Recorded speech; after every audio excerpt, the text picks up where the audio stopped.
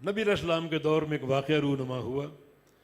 آپ کا بیٹا ابراہیم فوت ہو گیا تقریباً 1.5 سال کی عمر میں، اور یہ وہ بیٹا جو سب سے بڑا ہوا، بڑی عمر پائی 1.5 سال کی، جس کا صدمہ تھا رسول اللہ صلی اللہ علیہ وسلم کو.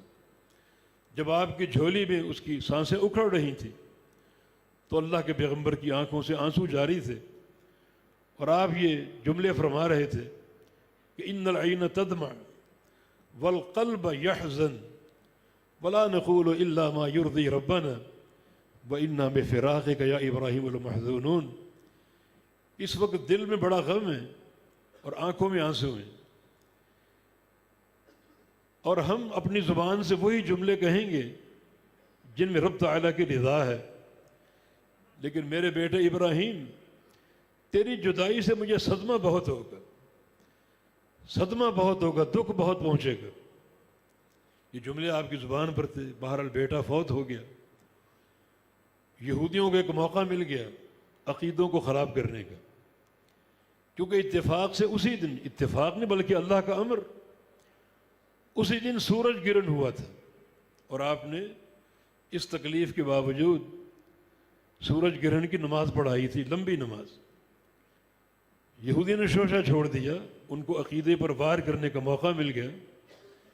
یہ جو سورج گرہن ہوا یہ ابراہیم کے انتقال کی بنا پر ہوا، کہ جب بھی زمین میں کوئی مشہور شخصیت پیدا ہوتی ہے یا مشہور شخصیت کا انتقال ہوتا ہے تو چاند یا سورج کو گرہن لگتا ہے. تو یہ جو کسوف الشمس ہوا، سورج گرہن ہوا، کیونکہ آج ایک مشہور شخصیت فوت ہوئی، محمد صلی اللہ علیہ وسلم کا بیٹا، تو اس بنا پر یہ سورج گرہن ہوا. یہودی انہوں نے یہ بات کی کہ نبی علیہ السلام خوش ہو جائیں کہ ان کی تعریف ہو رہی ہے، ان کے بیٹے کی تعریف ہو رہی ہے کہ میں بھی مشہور ہوں، میرا بیٹا بھی مشہور ہے، کہ سورج گرہن ہو گیا. اور شاید آپ خاموشی اختیار کر لیں اور یہ بات صحابہ کے عقیدوں کی تباہی کا باعث بن جائے، جس کا معنی یہ ہوگا کہ زمین میں اگر کوئی بڑا واقعہ رونما ہو تو اس سے آسمانوں پر تغیر ہوتا ہے. جیسے سورج گرہن یہ ایک تغیر ہے آسمانی نظام میں، جس کی وجہ زمین پر پیش آنے والا یہ حادثہ ہے. وہ یہ ذہن بنانا چاہ رہے تھے کہ آسمانی حوادث زمین کے امور کی تبدیلی کا باعث بنتے ہیں، اور زمینی حوادث آسمانی امور کے تغیرات کا باعث بنتے ہیں، تاکہ لوگ اللہ کے امر کو بھول جائیں. ہمارا عقیدہ کیا ہے کہ آسمان میں کوئی تبدیلی ہو یا زمین میں کوئی تبدیلی ہو، ساری اللہ کے امر سے ہے، اللہ تعالیٰ کی دین اور اس کی عطا ہے.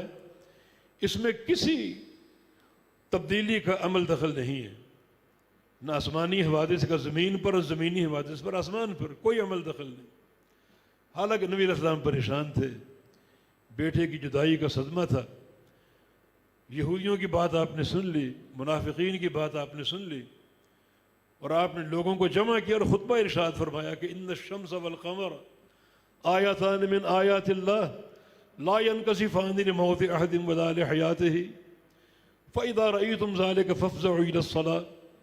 کہ لوگوں یہ سورج اور چاند اللہ کی دو نشانیاں، انہیں گرہن نہ کسی کے پیدا ہونے پہ لگتا نہ کسی کے مرنے پر.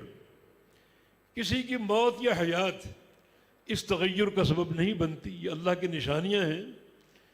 جو بھی تغیر رونما ہوتا ہے اللہ کے امر سے ہوتا ہے. فرمایا کہ تم نے کیا کرنا ہے، جب تم دیکھو سورج گرہن کو، چاند گرہن کو، تو فافزعوا الی الصلاۃ، سارے کام چھوڑ دو، دکانیں بند کر دو اور نماز کی طرف لاچار ہو جاؤ، رب تعالیٰ کی طرف لاچار ہو جاؤ، روبو گڑ گڑاؤ. دیکھو کہ اللہ تعالیٰ نے اتنا بڑا سورج ایک امر سے تبدیل کر دیا، اس کو بے نور کر دیا، اس کی روشنی کو سلب کر لیا. تو ہم کیا چیز ہے، ہمارے اندر کون سی قوت ہے، کس بات پہ اتراتے ہیں؟ پلٹ آؤ، رجوع کر لو اللہ کی طرف، سارے کام چھوڑ کے رب تعالیٰ کی طرف لوٹ آؤ، نماز ادا کرو پورے الحاح کے ساتھ، سچی توبہ کرو، صدقہ دے کر رب کو راضی کرو. یہ اسلامی فلسفہ ہے اس سورج اور چاند کے گرہن پر. تو ایک بد عقیدگی کا امکان پیدا ہو سکتا تھا اگر آپ خاموش رہتے. یہودی اس شوشے میں کامیاب ہو جاتے کہ آسمانی تغیر زمینی تغیر کی بنا پر ہوا ہے، مگر آپ نے خطبہ ارشاد فرما کے اصلاح کر دی، یہودیوں کے اس عقیدہ فاسدہ کی کمر توڑ دی اور سچا اور ایک صحیح عقیدہ لوگوں کے سامنے پیش کر دیا۔ اور یہی چیز اللہ کی رضا کا باعث ہے، اللہ تعالیٰ کی رضا کا موجب ہے۔